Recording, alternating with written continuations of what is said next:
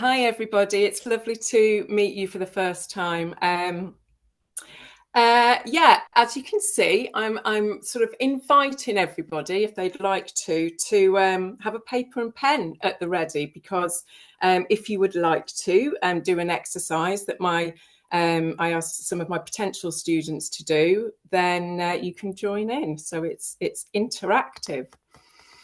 So yes, I'm Fleur Costello, and I'm the programme coordinator at the University of Chichester for the screenwriting degree. You'll have to excuse me as well. I've got COVID, running a bit of a temperature.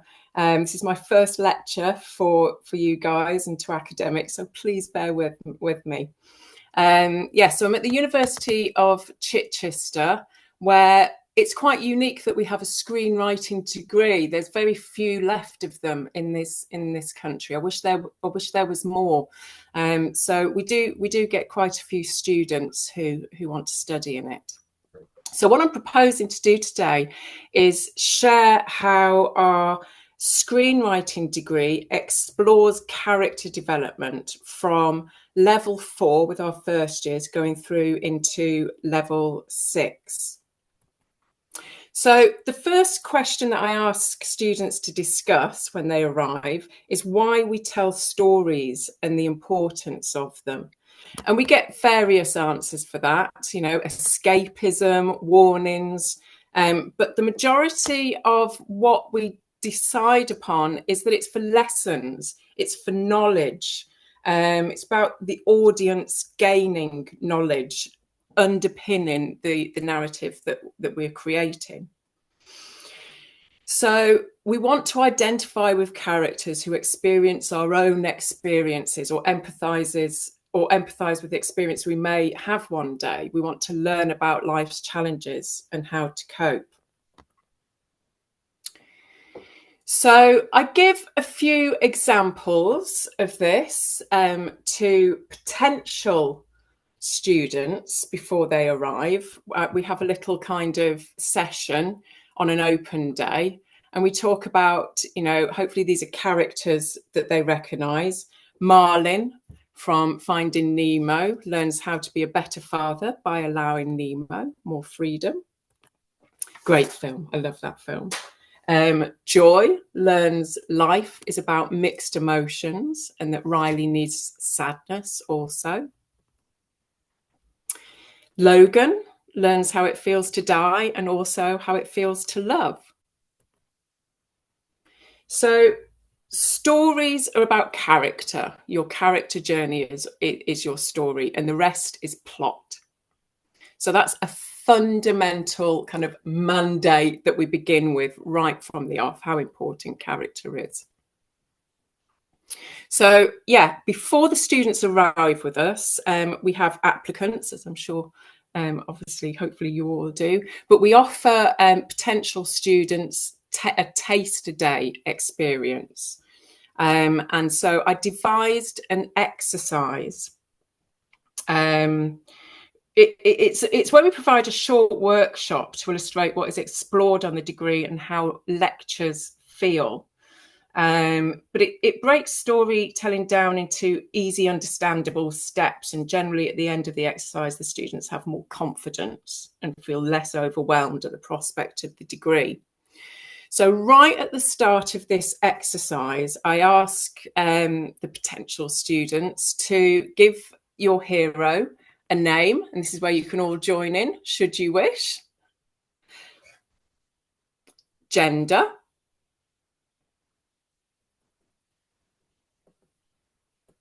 An age.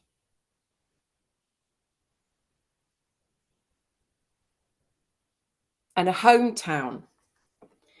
Now, I'll probably be going through this a little quicker than I would with the applicants.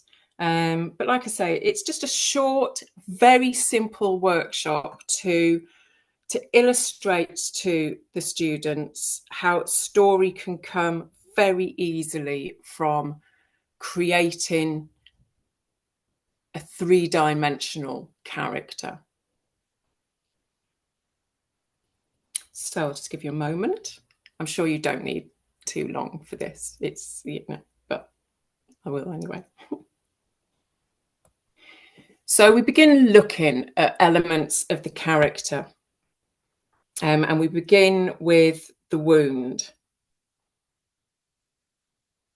So when we start with the wound, we acknowledge that it underpins every other aspect of the character's corners of characters. So it's an event that happened to your hero before the film begins or right at the beginning. Generally, obviously, that's like the first act, the inciting incident. So we look at various characters, and I bring up some of these characters, and we look at the commonality between all of these characters and what their wound might be. And clearly, for all of these characters, their wound is that they were orphaned as a child. So now I ask the students and you to give your hero a wound. I'm going to go through this a little bit quicker, obviously. So yes, give your character a wound. Go to the deep, dark places of this character's past.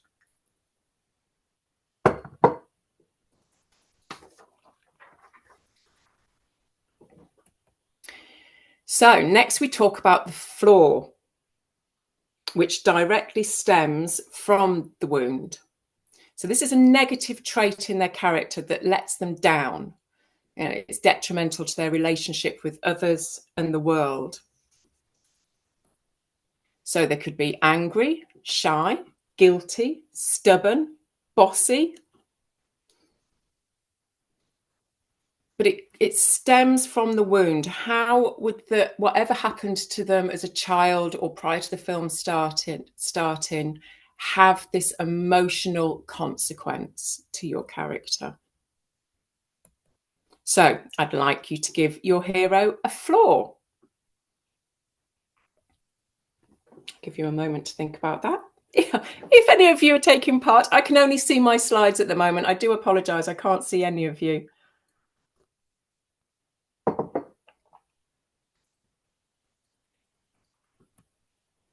Okay, so next we talk about the fear of the character, something that has stemmed perhaps from the incident of the wound.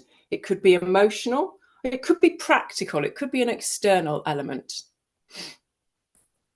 So externally, for instance, the wound could have been something that involved a car crash, and they have now a fear of cars.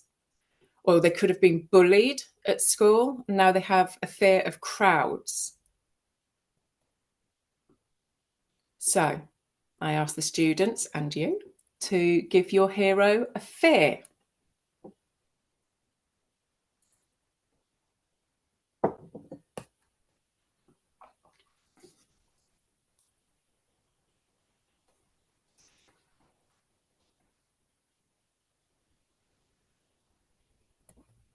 So now we move on to the driving force of the hero's story, their need. This need stems from the consequence of the wound, something that is lacking in their life emotionally. It's a void that needs to be fulfilled. So do they need to feel loved, forgiven, worthy, equal, noticed, special?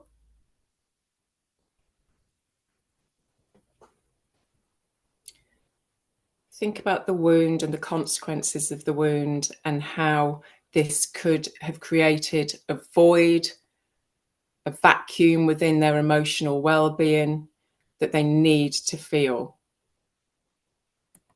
So give your hero a need.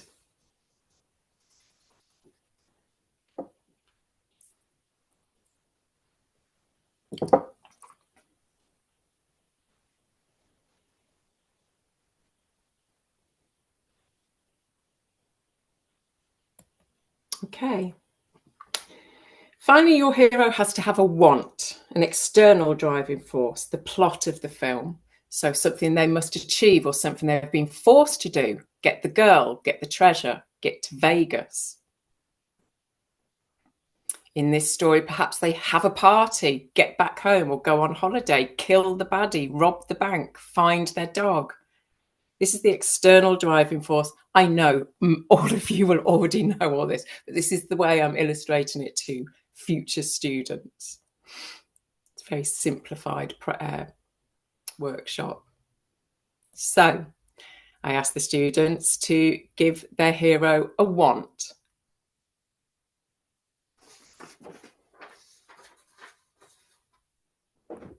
I'll give you a little moment.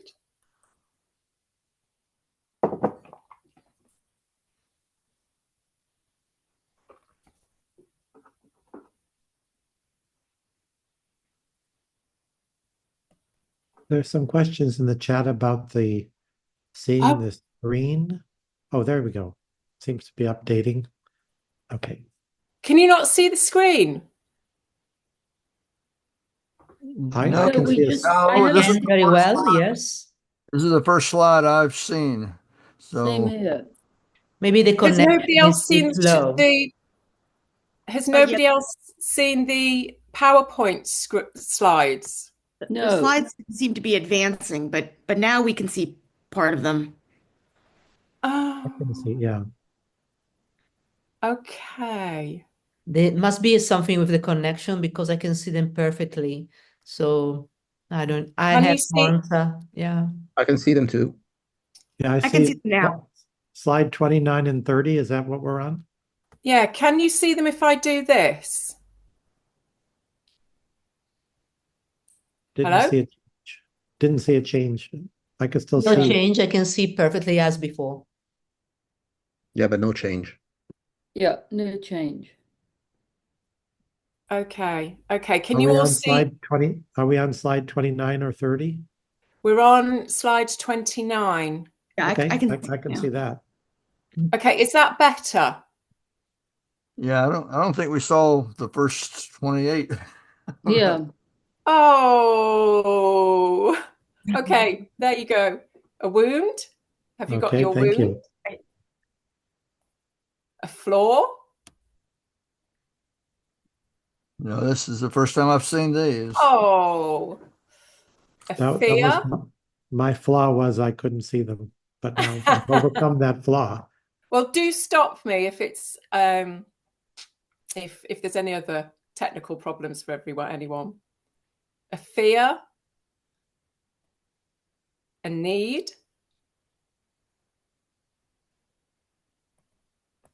a want. So I'm hoping you can see this. Yes, great slides, by the way, very nicely done. Oh, thank you very much. So this is the important slide. If anybody, gosh, I'm worried now, but if anybody's managed to do that little exercise, this is the important slide. So this is what I've devised as a very hopefully concise way of bringing all those elements together. So if you have done that little exercise and you can see this slide, because I've actually shrunk it on my screen, but I'm not sure how it's appearing on yours. Here's a template for you to put that all together. So name is a age, gender, who lives in hometown. So this is where you fill in those gaps. When he or she was younger, and then put in your wound. Because of this, he or she became very, and then you put in your flaw. They are also really frightened of, and then you put in your fear.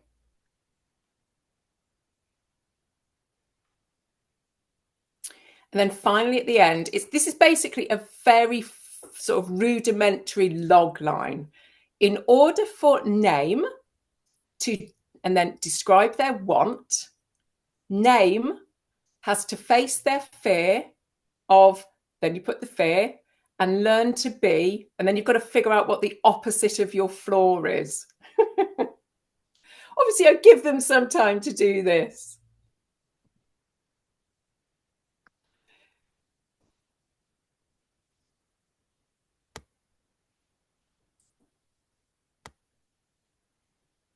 I'm just looking to see if there are some people who look as though they're scribbling away, so maybe doing it. Can you all still see the slide? Good, that's a relief. Good.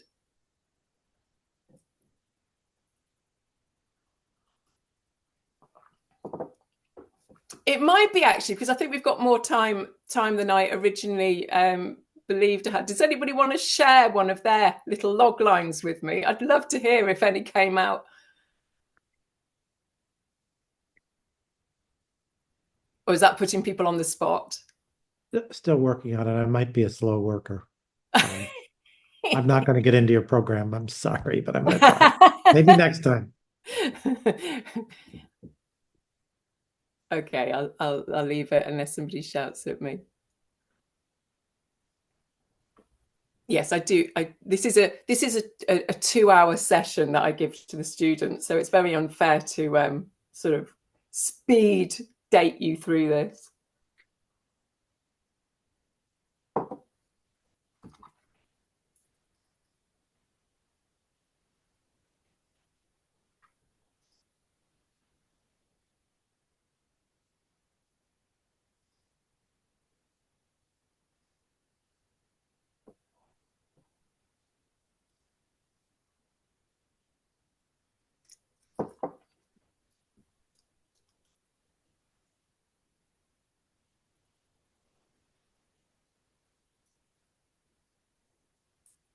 Tom, are you doing the exercise as well? Oh, okay, great.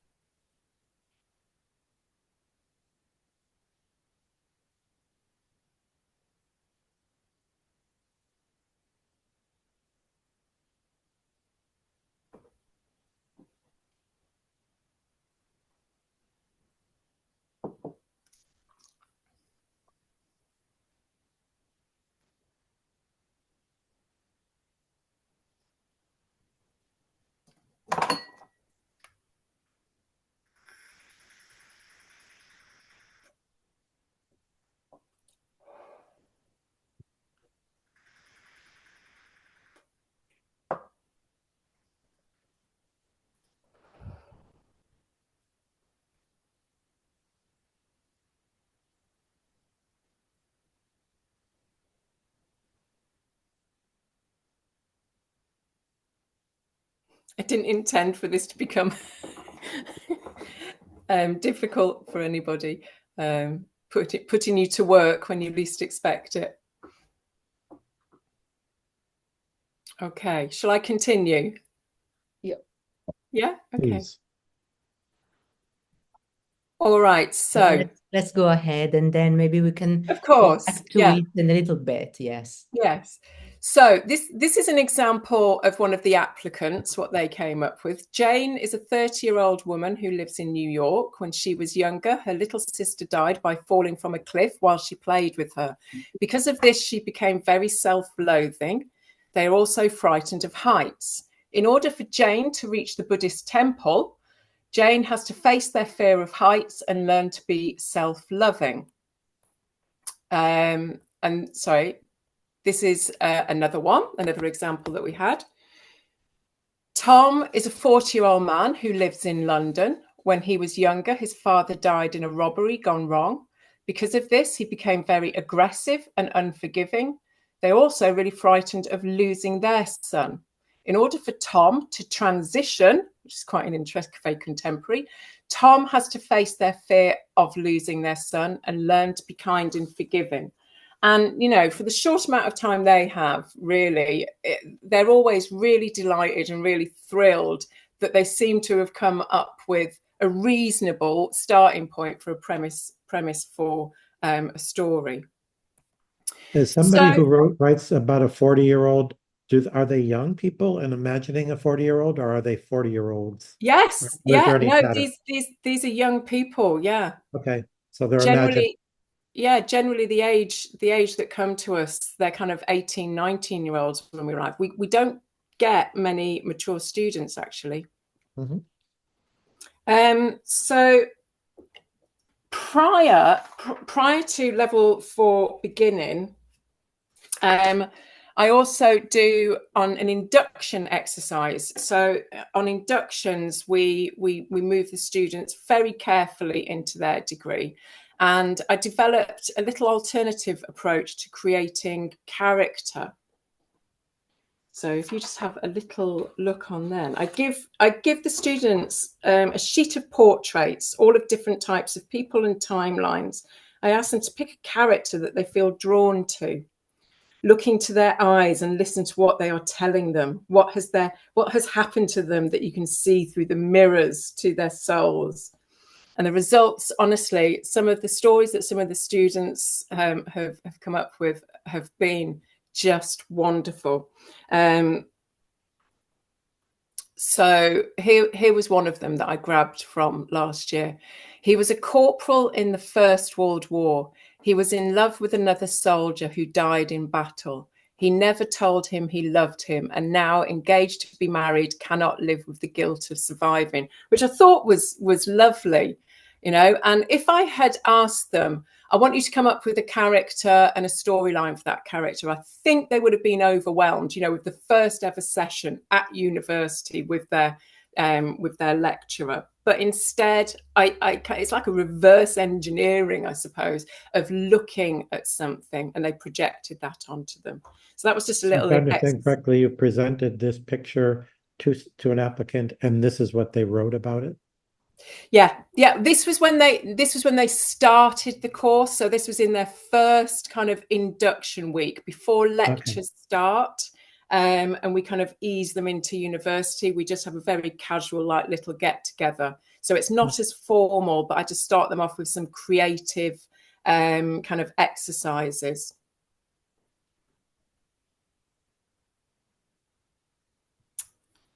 Okay.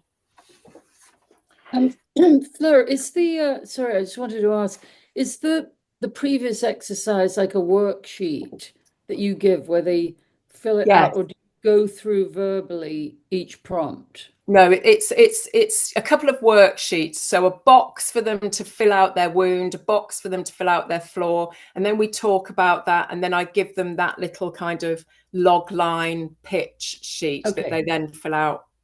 Thanks. Yeah. Okay, so now we're with our first years. We're starting with characters at level 4. And we cover a multitude of theorists, including Vogler, Field, Truby, Snyder, and York. But in terms of emotional development, I particularly like Michael Haig's approach. It's certainly something that I think connects to other psychological approaches. So while students already understand the character's needs, Haig also looks at what he calls the character's longings, and the longings are the desires we'll declare, at least to ourselves, but not others. So a longing is a deeply held desire that the hero is paying lip service to. And the important thing is he is not taking action on this longing. So the longing is something that the character is aware of, but is too afraid to go after.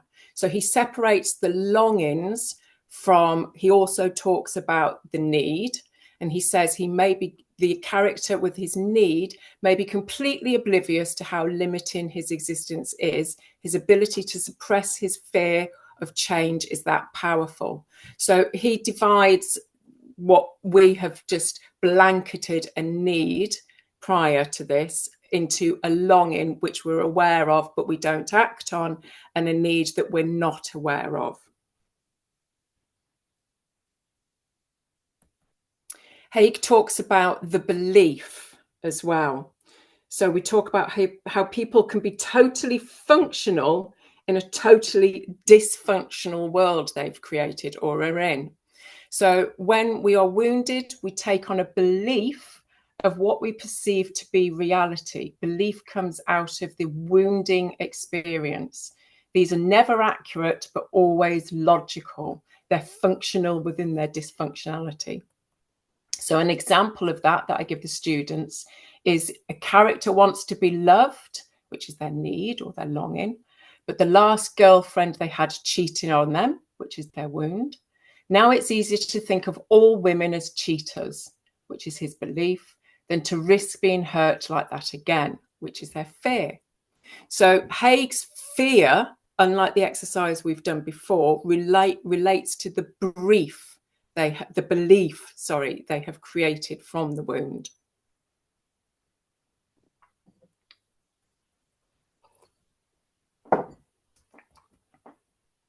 So Haig also talks about a character's identity.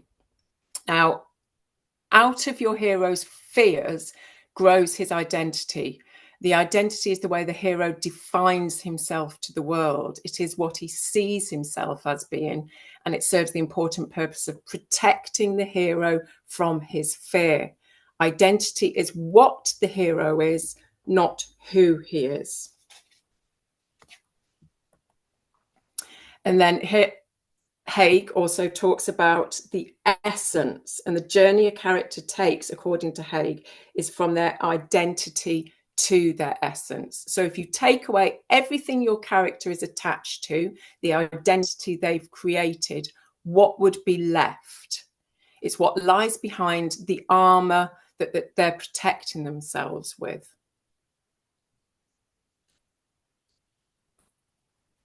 So in order for the hero to achieve their goal, their want, or to fulfill their longing, their inner journey, their need, he will have to get rid of his protection. He needs to shed his identity and stand up for who he really is to gain that truth about himself.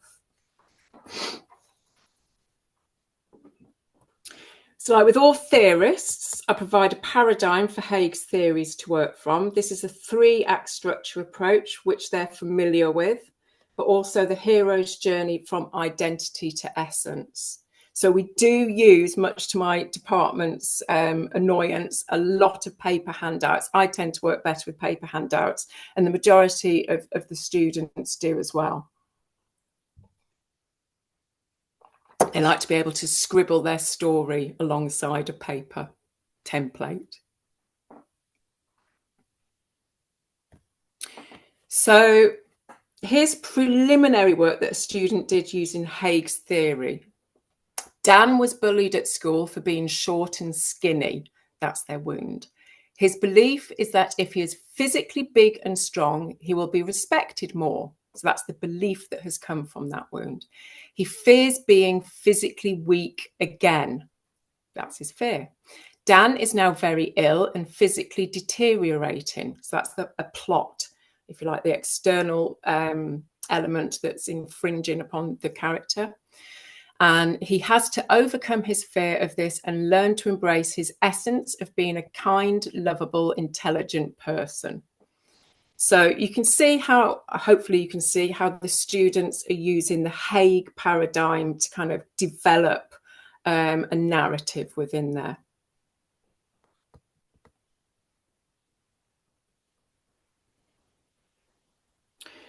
So briefly relating to this external plot drive, we emphasize the importance of the midpoint when a fundamental shift occurs in the character's emotional development. So relating back to other theorists, John York argues that the point at which the character has a crisis from the mask, which is Haig's belief, to true identity is the midpoint. Vogler has obviously the ordeal. The hero is reborn and experiences a resurrection that grants them greater powers of insight. Truby has the protagonist uses the new information of the plot to change their perspective. And Snyder, the protagonist, can shift away from chasing what they want and move closer to what they need.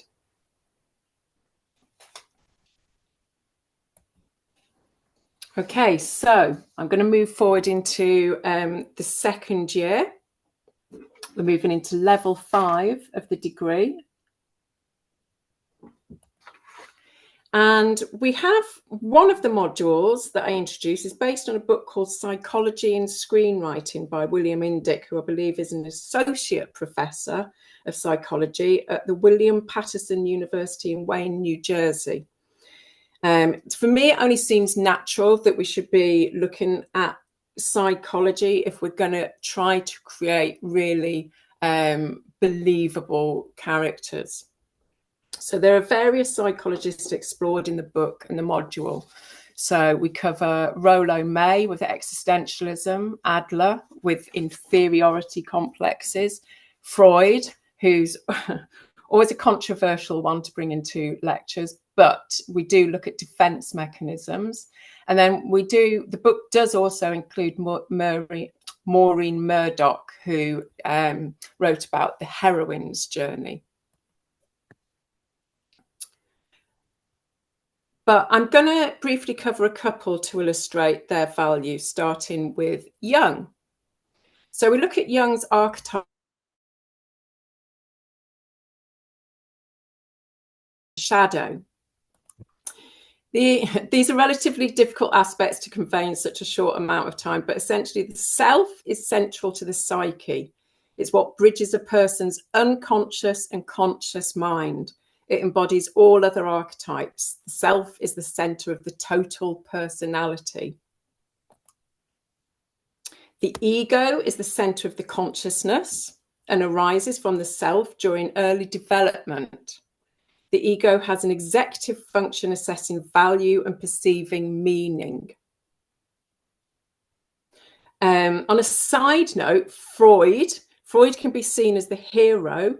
Sorry, the ego in Freud's paradigms can be seen as the hero tussling between the angel on one shoulder, which is the superego, and the devil on the other, which is the id. And the students love this. They love that aspect of Freud, if nothing else.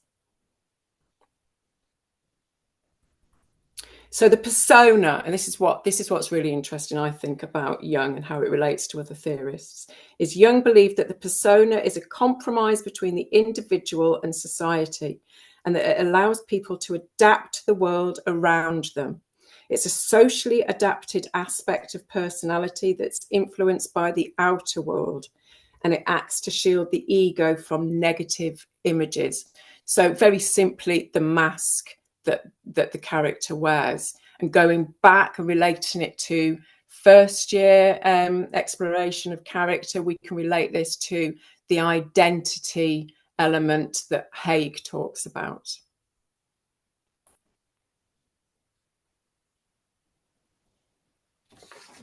So then we have the shadow archetype, the antagonistic element of usually the story.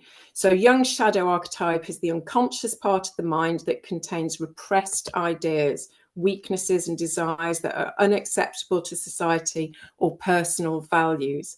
He also believed that failure to recognize and deal with the shadow elements can lead to problems. The shadow can be an element within your hero, but it can also be mirrored in the character of the antagonist in the story. So finally, the anima and the animus. Anima, being the feminine side of the man's psyche, is associated with empathy, intuition, and emotional connections. And the animus, the masculine side of a woman's psyche, which is associated with logical thinking, problem solving, and emotional stability. And this all leads to Jung's quaternity, which Indic explores in his book. It's the idea that people, our characters, must incorporate and integrate various archetypal elements to create a balanced psyche. So using Jung, Indic examines the female quaternity, how a woman must embrace her goddess archetype, the animus archetype, and her shadow. And a man must do the same, but with the wise old man archetype, the anima, and again, the shadow. No, there's no quaternity paradigm for non-binary people, which can stir conversation, really good conversation, actually. Indic then proposes that characters in film have a quaternity of their own, where they integrate their mentor archetype, their love interest, and their villain.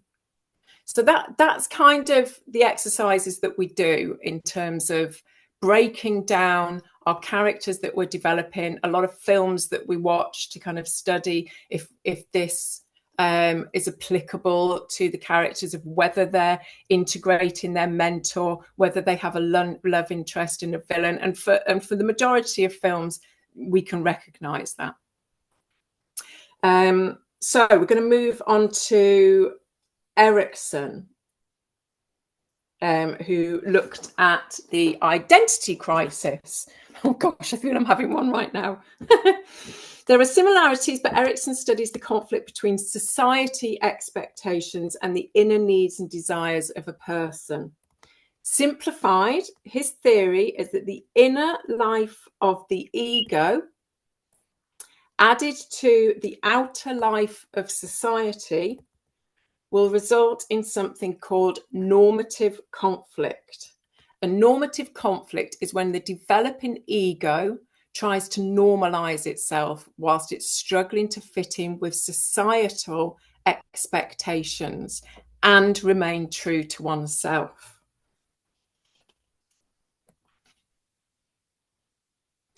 Now, each normative conflict during life can lead to an identity crisis.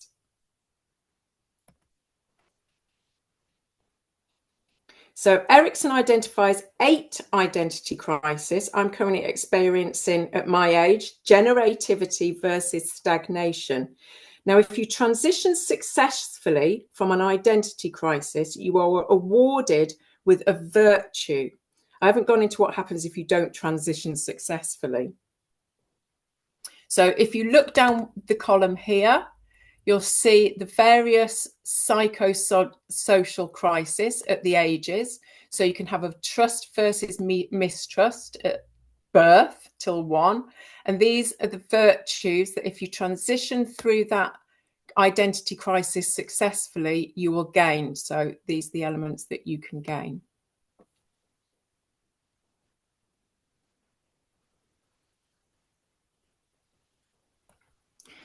So this is all relevant again to the inner journey of a character, moving from their identity to their essence.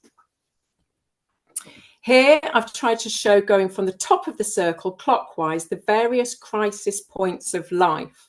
At the top, you can see that there is a crisis of trust, starting very early in life with our parents. As we move around the life cycle clockwise, more crises occur with our industry, for example, or our intimacy. This circle shows which virtues in life we hope to collect as we navigate our crises, if successful. So going around from hope, going all the way around to fidelity, up to wisdom. So working with the book and working with my students, we developed, I developed a mapping for students on how a hero's journey in the 3-act structure could reflect those life crisis points. So in Act 1, we have a character begin with hope, then will, then as he crosses into Act 2, purpose. In Act 2, he achieves competency, fidelity, and love. Then as he moves into Act 3, he cares and finally has wisdom. I just thought this was an interesting way we could relate the classic identity crisis posed by Erikson to the classic 3-act structure of storytelling, a story that reflects the life cycle of crises, if you like. Part of the assessment for that module in particular is to create a character bio which includes childhood experience and present life, and then following that to create a diagnosis based on the theory explored, and then finally create an antagonistic force that opposes the character's need and represents their fear and their shadow.